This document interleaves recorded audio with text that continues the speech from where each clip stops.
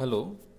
आज स्टूडेंट्स हम बात करेंगे एम्ब्रियोलॉजी की कि एम्ब्रियोलॉजी का इंट्रोडक्शंस क्या होती है एम्ब्रियोलॉजी और किस प्रकार से एक छोटा सा जो एम्ब्रियो होता है वो एक पूरा एनिमल्स किस तरीके से बनता है।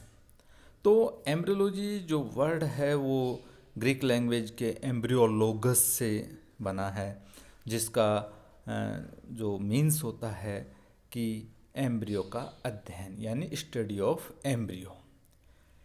एक मान्य अवधारणा के अनुसार हम देखते हैं कि जो गैमेट्स के निषेचन से उत्पन्न जो जाइगोट से विविपेरस एनिमल्स में बर्थ से पूर्व तक की जो अवस्थाएं होती हैं तथा जो ओविपेरस एनिमल्स में जो एग से हैचिंग्स एग की जो हैचिंग से पूर्व की जो भी डेवलपमेंट स्टेज होती हैं वो एम्ब्रियो कहलाती हैं या एम्ब्रियो कहते हैं उस स्टेज को। तो एम्ब्रियोलॉजिकल स्टेज हेतु दो वर्ड जो प्रचलन में आए, एक तो होता है एम्ब्रियो और एक होता है फीटस। जब एम्ब्रियो में जो एडल्ट में प्रेजेंट सभी ऑर्गन्स के रेडिमेंट्री उत्पन्न हो जाते हैं यानी उनके अवशेष उत्पन्न हो जाते हैं तो इसे एम्ब्रियो न कहकर फीटस कहते हैं, यानी एम्ब्रियो से पूर्व की स्टेज। मानव में जो 8 वीक के पश्चात जो सभी जो ऑर्गन्स रेडिमेंट्स हैं वो रेडिमेंट्स दिखाई देने लगते हैं और उसके पश्चात उसे फीटस कहा जाता है। यानी कि इस प्रकार जो एम्ब्रियो तथा एम्ब्रियो की जो डेवलपमेंटल स्टेज होती हैं उनकी स्टडी को एम्ब्रियोलॉजी कहते हैं। और जो सेक्सुअल रिप्रोडक्शन करने वाले एनिमल्स होते हैं उनमें जो कंप्लीटली जो एम्ब्रियो का डेवलपमेंट एम्ब्रियोजेनेसिस के द्वारा तथा जो एसेक्सुअल रिप्रोडक्शन करने वाले एनिमल्स होते हैं उनको ब्लास्टोजेनेसिस के द्वारा होता है। सभी एनिमल्स में डेवलपमेंट बर्थ या उसकी जो अंडोत्पत्ति के पश्चात भी होता रहता है, जो एनिमल्स की डेथ तक चलता है।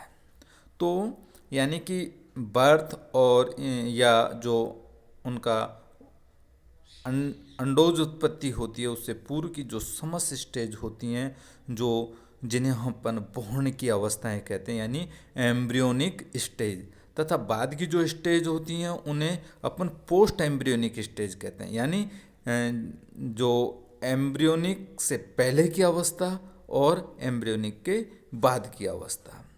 तो अपन देखते हैं कि जो एम्ब्रियोलॉजी और जो पोस्ट एम्ब्रियोनिक स्टेज होती हैं उन अवस्थाओं में का जो विस्तृत अध्ययन होता है उनको अपन डेवलपमेंटल बायोलॉजी यानी कि परिवर्धन जैविकी कहते हैं।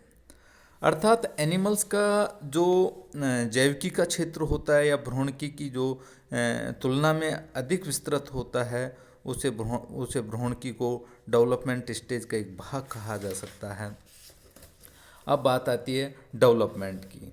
डेवलपमेंट एनिमल्स में दो प्रकार का होता है, एक तो होता है ऑन्टोजेनेटिक डेवलपमेंट। ऑन्टोजेनेटिक डेवलपमेंट यानी व्यक्तिवृत्तीय परिवर्तन। ये जो डेवलपमेंट होते हैं वो इस प्रकार के होते हैं कि जाइगोट से जो मल्टीसेलुलर एनिमल्स के में जो डेवलपमेंट होते हैं उन्हें ऑन्टोजेनिक डेवलपमेंट कहते हैं या development of an individual animal from zygote. यानी कि जो एनिमल्स होते हैं उसमें जो बहुत सारे डेवलपमेंट जो केवल उस इंडिविजुअल एनिमल तक ही सीमित रहते हैं। इस प्रकार का एनिमल्स में डेवलपमेंट जिसमें डेवलपमेंट के दौरान लार्वल स्टेज पाई जाती है और इनडायरेक्ट ऑन्टोजेनेटिक डेवलपमेंट कहलाता है।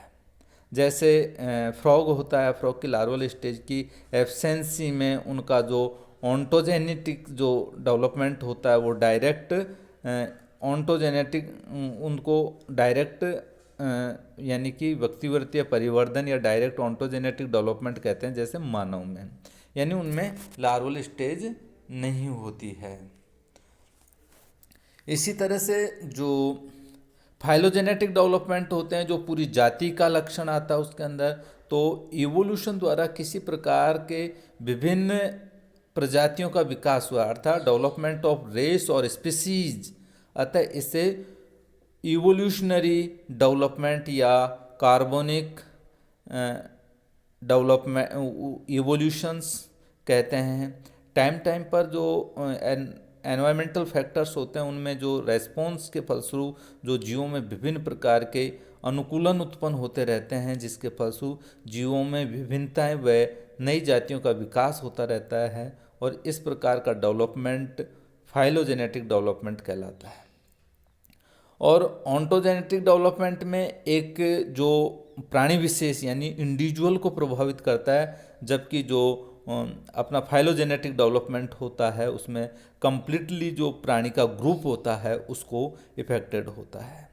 यह जो स्पीसीज या रेस के ऐतिहासिक व विकासीय डेवलपमेंट को दर्शाता है। अब आता है फेज ऑफ ऑन्टोजेनेटिक डेवलपमेंट कि ऑन्टोजेनेटिक डेवलपमेंट की फेज कौन कौन सी होती हैं।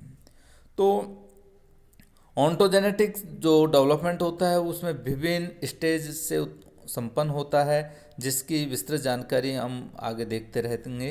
अपन पहले इनकी जो बात करेंगे अपन करेंगे गैमेटोजेनेसिस की, यानी कि गैमेटोजेनेसिस क्या होता है। वैसे इन गैमेटोजेनेसिस है, फर्टिलाइजेशन है, क्लीवेज, विदलन, इनका अपन एक एक चैप्टर की बात करें, पर यहाँ पर अपन एक इंट्रोडक्शनरी इनकी बात कर रहे हैं कि क्या होता है। जैसे अब अपन ने देखा कि ऑन्टोजेनेटिक डेवलपमेंट क्या होता है, फाइलोजेनेटिक डेवलपमेंट क्या होता है और क्या डिफरेंस है डेवलपमेंटल बायोलॉजी और एम्ब्रियोलॉजी में, तो इनको अपन ने देखा। इसी तरह इनका थोड़ा अपन थोड़ा आइडिया अपन इनका भी लेंगे। तो गैमेटोजेनेसिस यानी गैमिट्स होते हैं। गैमिट्स में यानी मेल एंड फीमेल जो गोनाड्स होते हैं, जैसे टेस्टिस होता है, ओवरी होता है, उसमें स्पर्म और ओवम का फॉर्मेशन होता है, जिसे स्पर्मेटोजेनेसिस या oogenesis कहते हैं। इस प्रोसेस के द्वारा जो हैप्लॉइड सेल्स डेवलप होती हैं। यूनिसेक्सुअल्स जो एनिमल्स होते हैं उनमें स्पर्म और ओवम का डेवलपमेंट डिफरेंट एनिमल्स में तथा बाइसेक्सुअल एनिमल्स में स्पर्म और ओवम का डेवलपमेंट एक ही एनिमल्स के द्वारा किया जाता है, जैसे टीनिया सोलियम में।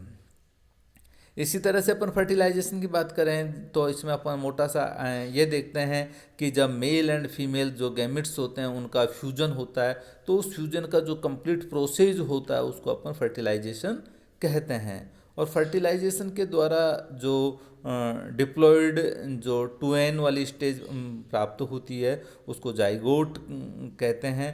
कुछ एनिमल्स में जो फर्टिलाइजेशन मानव के जो समाहनी शरीर में होता है, जैसे अपन इंटरनल फर्टिलाइजेशन कहते हैं।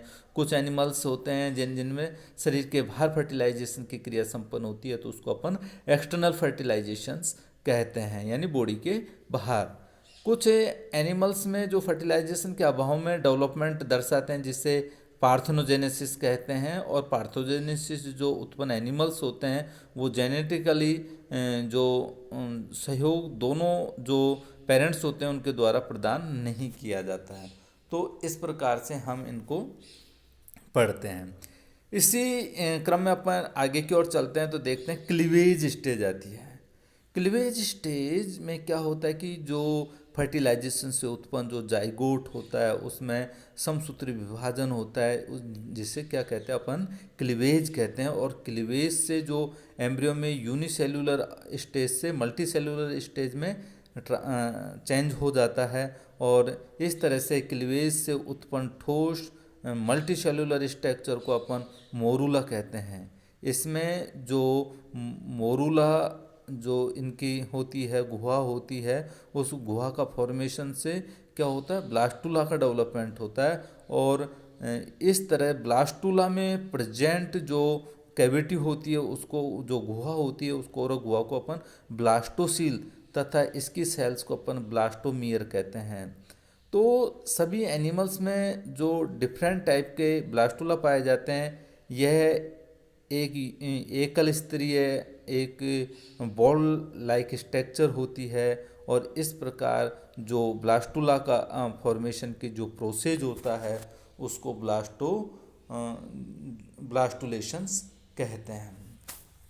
तो इस प्रकार हम देखा कि अपना जो एनिमल्स होता है वो धीरे धीरे क्या होगा, वो यूनिसेल्यूलर से मल्टीसेल्यूलर की ओर बनता चला गया, और उसमें धीरे धीरे आगे और भी प्रोसेस होती हैं, उन प्रोसेस की अपन आगे बात करेंगे। तो इस प्रकार से उनमें आगे डेवलपमेंट होता चला जाता है।